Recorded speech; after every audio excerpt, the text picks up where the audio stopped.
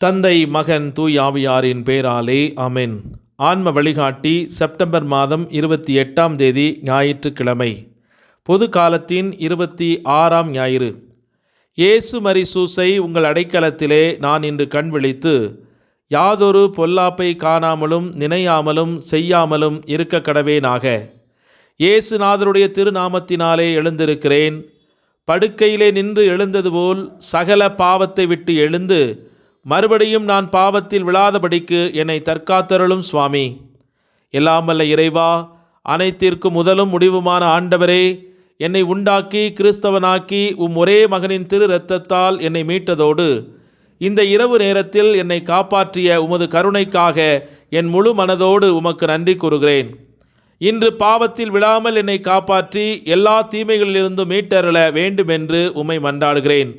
அன்னை மரியே, என் அன்பு தாயே, இறைவனின் எல்லா புனிதர்களே, எனக்கு இறைவனிடமிருந்து மீட்பையும் அருட்கொடைகளையும் பெற்று தாருங்கள்.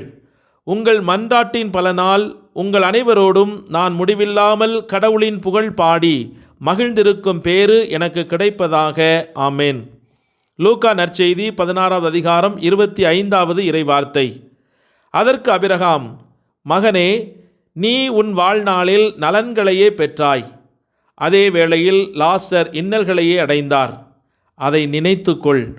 இப்பொழுது அவர் இங்கே ஆறுதல் பெறுகிறார், நீயோ மிகுந்த வேதனைப்படுகிறாய். இது கிறிஸ்து வழங்கும் வாழ்வு தரும் நற்செய்தி. கிறிஸ்துவே உமக்கு புகழ். சிந்தனை. ஏழை லாசரும் பணக்காரனும் என்ற இந்த ஊமையின் வழியாக ஆண்டவர் இயேசு பல விண்ணக மறைபொருளை நமக்கு விளக்கிச் சொல்ல விரும்புகிறார். முதலாவதாக, விண்ணகம் நரகம் உண்மையான நேரடியான இடங்கள் என்பதை இயேசு கிறிஸ்து இன்று உறுதிபட நமக்கு கற்றுக் கொடுக்கிறார். பல மறையுரையாளர்கள் நரகம் போன்ற சங்கடமான தலைப்புகளை பேச வெட்கப்படுகிறார்கள். சிலர் அனைவரும் சொர்க்கத்திற்கு செல்வார்கள் என்ற நம்பிக்கையும் கற்பிக்கிறார்கள். இருப்பினும் பவுல், பேதுரு, யோவான், யூதா மற்றும் எபிரேயரின் எழுத்தாளர் செய்ததைப் போலவே கிறிஸ்துவும் நரகத்தை பற்றி அதிகம் பேசினார். இதுவரை வாழ்ந்த ஒவ்வொரு நபரும் சொர்க்கத்திலோ அல்லது நரகத்திலோ நித்தியத்தை கழிப்பார்கள் என்பதை விவிலியம் நமக்கு தெளிவுபடுத்துகிறது. இந்த கதையில் வரும் பணக்காரனைப் போலவே இன்று ஏராளமானோர் தங்கள் ஆன்மா நன்றாக இருக்கிறது என்ற நம்பிக்கையில் மன நிறைவுடன் உள்ளனர். மேலும் பலர் நம் மீட்பர் அவர்கள் இறக்கும்போது வேறு விதமாக சொல்வதை கேட்பார்கள்.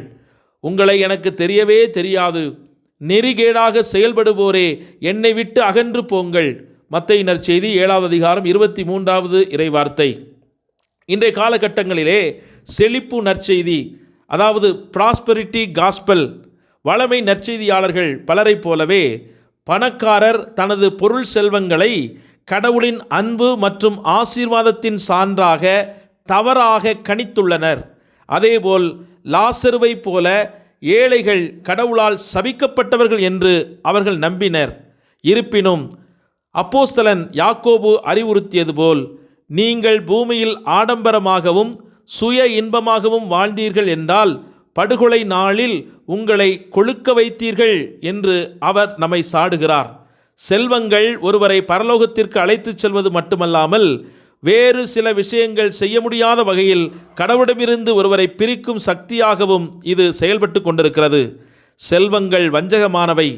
மிகவும் பணக்காரர்கள் பரலோகத்திற்குள் நுழைவது நிச்சயமாக சாத்தியமற்றது அல்ல. ஆனால் அது மிகவும் கடினம் என்று விவிலியம் தெளிவாக கூறுகிறது.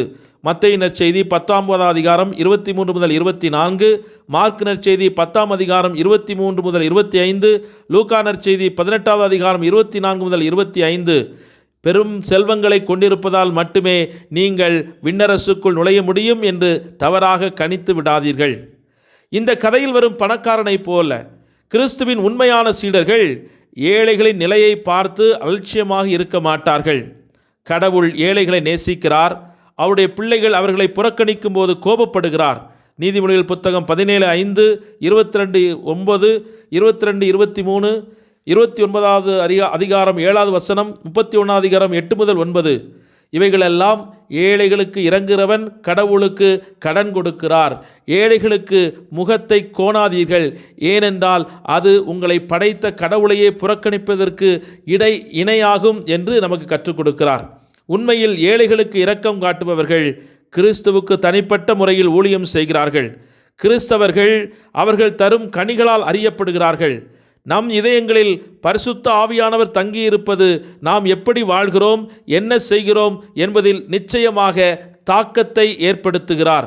நமது பூமிக்குரிய வாழ்க்கை கொஞ்ச காலம் தோன்றி பின்னர் மறைந்து போகும் மூடுபனி போன்றது என்று விவிலியம் கூறுகிறது.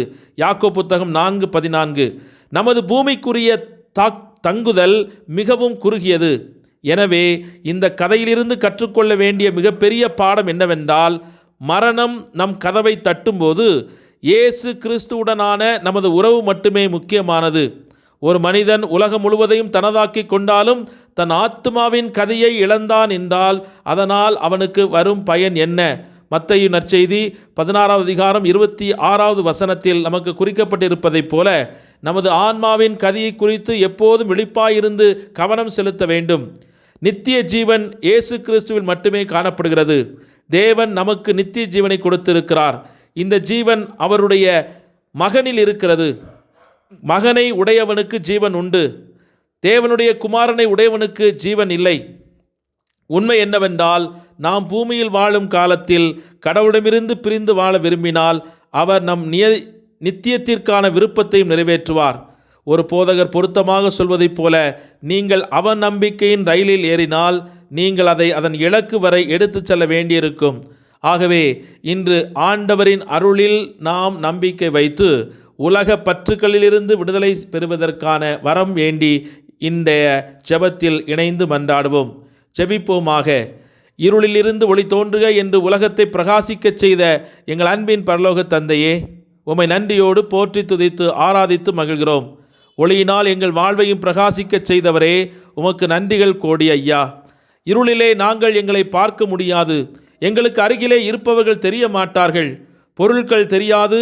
எது எங்கே இருக்கிறது என்பது எங்களுக்கு தெரியாது. தட்டு தடுமாறி நிலை தடுமாறி தவிக்கும் நிலை ஏற்படும்.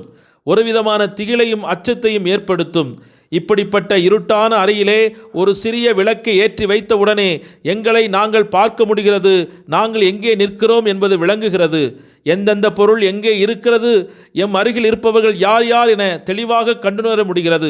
அதேபோல ஒளியான இயேசுவே, நீர் எம்மோடு இருக்கும் வரைதான் என்னுடைய கதி என்னவென்று எனக்கு புரியும். நாங்கள் எதற்காக இப்படிப்பட்ட துன்பங்களை அனுபவித்து கொண்டிருக்கிறோம் என்பது புரியும். என்னுடைய நோய்க்கான பிரச்சனைகள் விளங்கும்.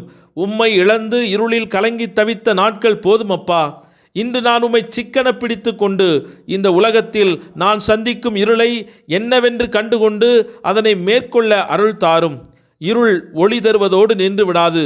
தேவையற்ற பொருட்களை எரித்து சாம்பலாக்கும் தன்மையும் உண்டு. எனவே எங்கள் வாழ்விலும் தேவையற்ற இருளின் சக்திகளை எரித்து எங்களை வாழ வைக்குமாறு உம்மை மன்றாடுகிறோம். இருளின் ஆற்றலுக்கு தங்களை ஒப்புவித்து பிசாசின் உதவியை நாடி தீமையான செயல்பாடுகளில் ஈடுபட்டு கொண்டிருக்கும் பிள்ளைகளுக்கு விடுதலையை தாரும். மாய மந்திர பில்லி சூனிய தகடு மை எலுமிச்சை கழித்தல் சாபம் போன்ற பிசாசின் செயல்பாடுகளால் தங்கள் குடும்பங்களில் அமைதி இழந்து தவிக்கும் பிள்ளைகளுக்காகவும், பொருளாதார சிக்கல்களில் மாட்டிக்கொண்டு தவிப்போருக்காகவும், நோய்களுக்கு ஆட்பட்டிருப்பவர்களுக்காகவும், மனநோயினால் பாதிக்கப்பட்டவர்கள் மற்றும் பித்து பிடித்து தெருவில் அலைந்து கொண்டிருப்பவருக்காகவும், வீடுகளில் தூங்க முடியாமல் பல்வேறு தொந்தரவுகளுக்கு ஆட்பட்டு வரும் பிள்ளைகளுக்காகவும், சண்டைகள் போராட்டங்களுக்கு ஆட்பட்டு வரும் அனைத்து மக்களுக்காகவும் உம்மிடத்தில் மன்றாடுகிறோம். உம்முடைய திரு இரத்தத்தால் உம்முடைய சிலுவையின் மகிமையால் பிசாசை விரட்டி உமது பிள்ளைகளுக்கு இன்று பரிபூர்ண சுகத்தையும் அமைதியையும் விடுதலையும் அள்ளித்தர வேண்டும் என்று உம்மிடத்தில் மன்றாடுகிறோம்.